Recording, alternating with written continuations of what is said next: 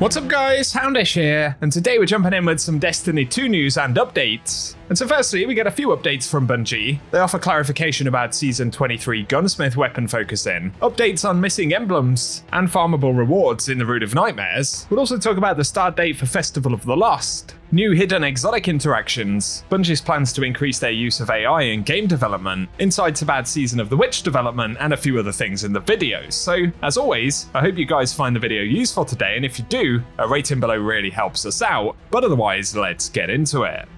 And so first up today, a few updates from Bungie right here, and they said a couple of days ago that issues resulting in persistent error codes in Destiny 2 have subsided. And this of course is following that couple of weeks where we had a lot of error codes, and Bungie claimed that DDoS attacks were causing the majority of the issues. And given that things seem to have calmed down a little bit, hopefully we won't be seeing that problem so often, but of course we'll have to see what happens over time.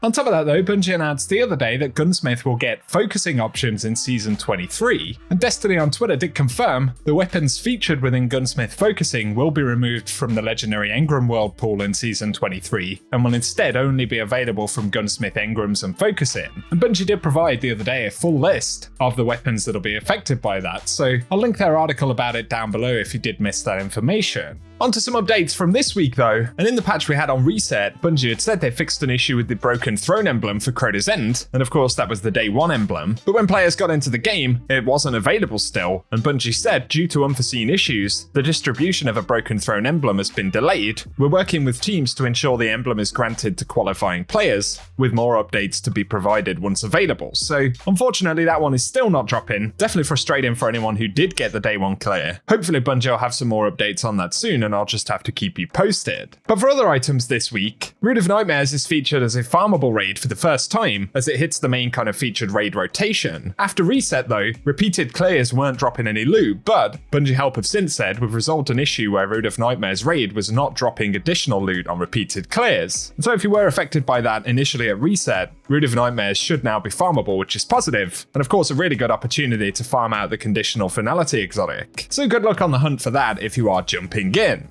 Separate to Season 23 changes though, Festival of the Lost will be coming up this month. A few players have asked when that's likely to be, and Bungie haven't officially announced the date yet, but there is a challenge that'll be dropping for the season on week 9 to complete lost sectors on Neptune in Savathun's throne world, but also haunted sectors which will grant progress during Festival of the Lost. And week 9 begins on the 17th of October, which is roughly when Bungie have made Festival go live in previous years, so it would appear that the Festival of the Lost start date will be the 17th of October 2023. I also made a full video breakdown of what we can expect to see from Festival this year, so if you want to recap on that, I'll link it in the description box below. Up next though, a quick article right here from Paul Tassi at Forbes, but this one's about Necrochasm and a hidden sort of perk or benefit that the weapon has, which has only been discovered in the past week or so. And it suggests that one common idea in the community to buff the weapon would be that its cursed thrall explosions would activate on body shot kills and not just headshots. But it turns out there is a way to do that. And apparently if you kill an enemy with Necrochasm who is affected by a Weapon of Sorrow effect, you can get the cursed thrall explosion to trigger on body shots. So that includes things like Osteostriga and its existing interaction with Necrotic Grips. And so if an enemy is already poisoned by that, Necrochasm kills on that same target will trigger via a body shot explosion.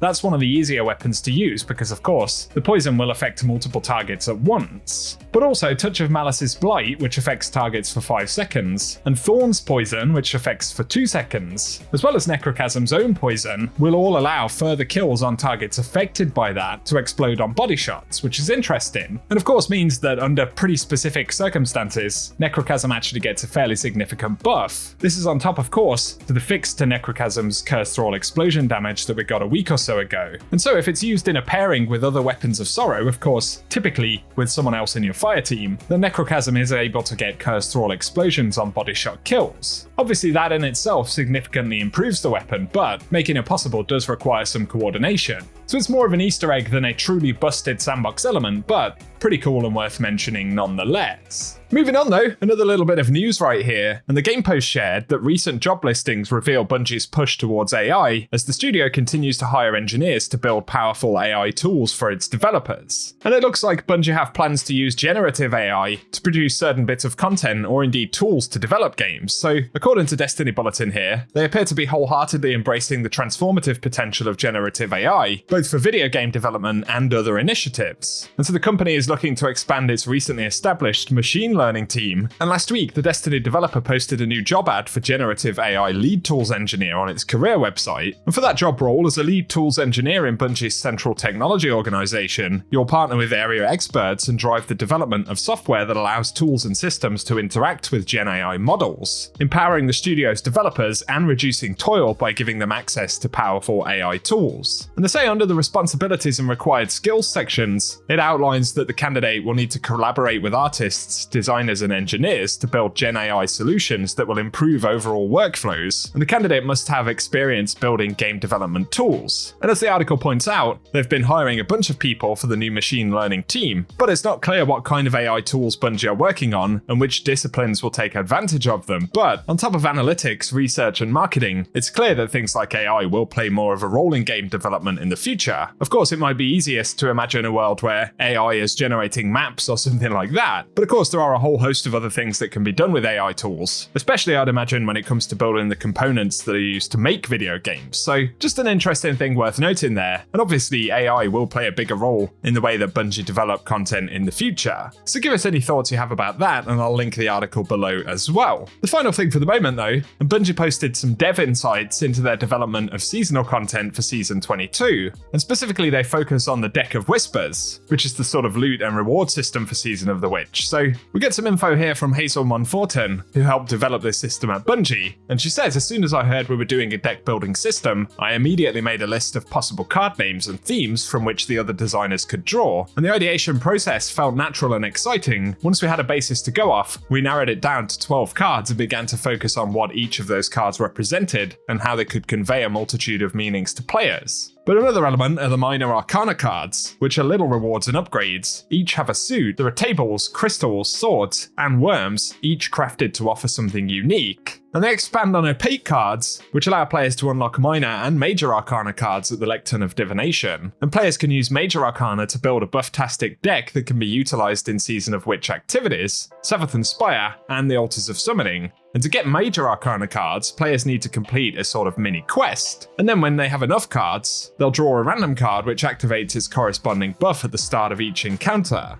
They say, of course, the existence of major arcana implies the existence of minor cards, and these also derive from opaque cards and offer players more traditional seasonal effects like witch key drops, more season engrams, and witchcrafting, which ensures the first seasonal weapon that is focused will drop with deep sight resonance. But how much players want to build their perks around the cards is up to them, and they talk about how the developer has their own personal collection of various tarot decks in real life, and how that contributed to the creative process. And they say the Deck of Whispers cards are associated with the chapters of Sororicide, the 8th Book of Sorrow, and when a player acquires a card, they're granted another chapter in the lore book. Eris describes the text as an almost transcendental unveiling of herself, Savathun, and Xivu Arath, and the chapters are their inner thoughts, presented as monologues, that have been manifested and transcribed by the cards. And they describe it as hive magic drawn directly from the shapes the cards represent. And so the themes of the cards are aligned with the themes of each chapter. So there are a few interesting insights into the Deck of Whispers right there. If you want to go into more depth, I'll link the article down below. But they do finish by taking the opportunity to share the new Bungie Rewards Deck of Whispers pack. And this is a deck of 12 premium Oracle or Tarot cards. They come in this cool wooden box with laser burnt detailing, and there's some really cool imagery in there as well. So if you've unlocked all of the cards in Season of the Witch, that will be available to purchase in the Bungie store, which you can also find via the blog post linked below. For today though guys, that's what we have to speak about in this video. Hopefully we'll be getting more information and updates from Bungie soon, potentially extra notes on things like a mid-season patch if that's going to be a thing. If it is, it'll probably drop around the time Festival does. And really that's going to be one of the next major beats for the season I suppose, so I'll keep you posted if Bungie give us any more details. So be sure to get subscribed to the channel if you are new around here, and turn on notifications so I can keep you posted. If you've enjoyed the video today though, a rating below really does help us out, and let us know any thoughts you have on Season of the Witch in the comment section below as well. But otherwise, I appreciate you tuning in, and I hope you guys have an awesome day.